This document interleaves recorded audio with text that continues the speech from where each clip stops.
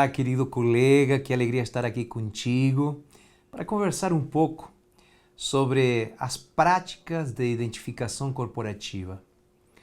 Existem 3 pontos que estabelecem uma relação saudável entre a instituição e o servidor. Deixa eu compartilhar contigo as 3. O primeiro ponto tem a ver com o uso do e-mail corporativo. Você já tem acesso a um deles. E lembre-se que quando você envia um e-mail, não apenas representa você mesmo, mas representa a instituição da qual você serve. Porque está lá o seu e-mail e a instituição que você trabalha.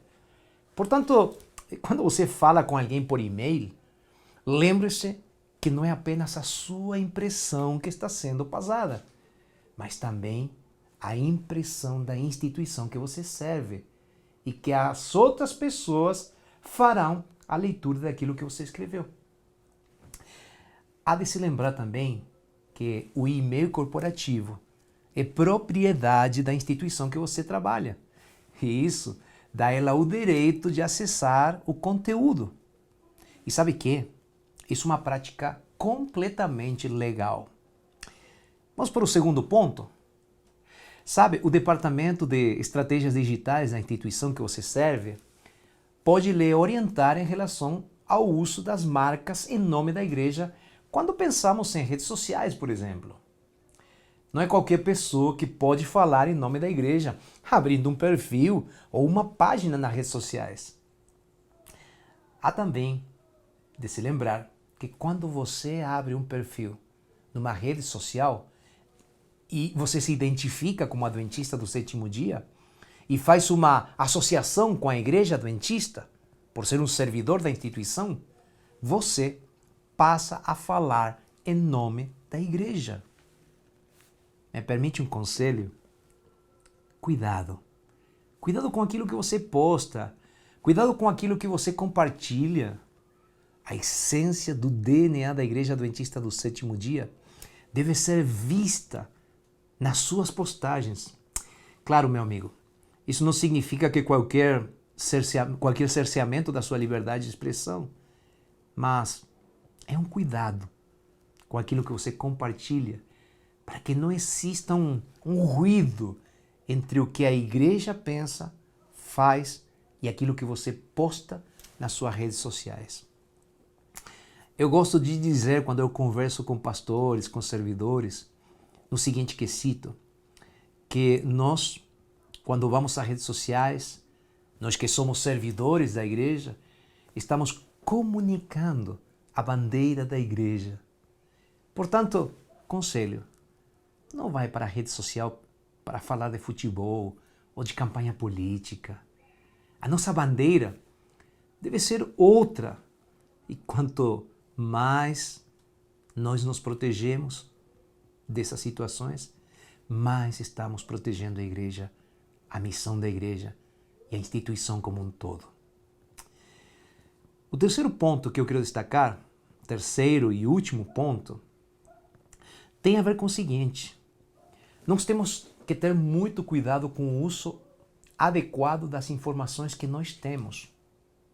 Você, por ser um servidor da igreja, tem acesso a conteúdo que a maioria da igreja não tem e que muitas vezes precisa passar por um filtro até chegar no destinatário final.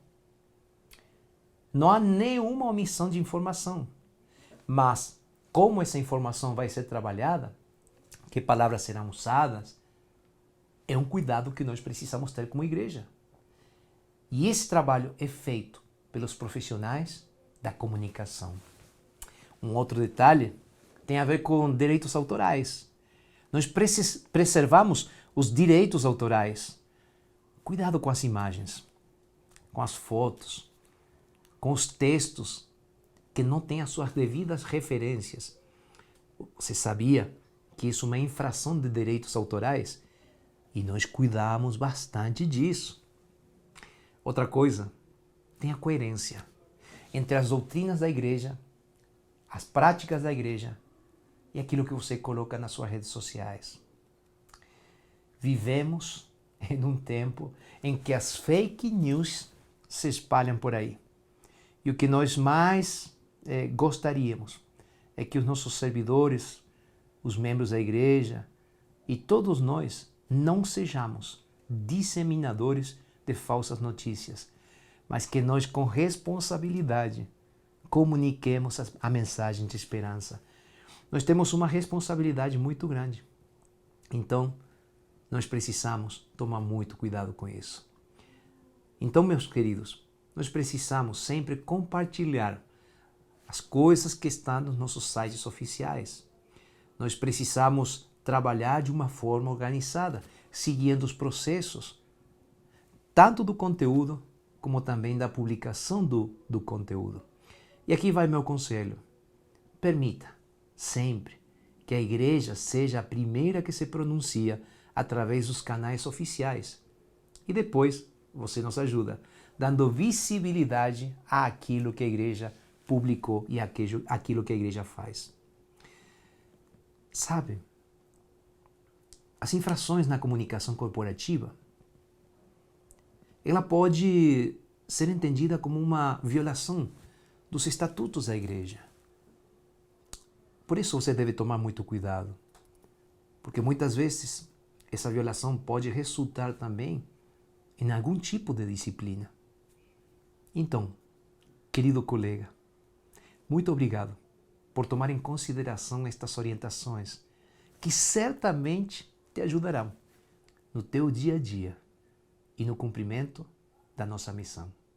Um abraço e bênçãos para você.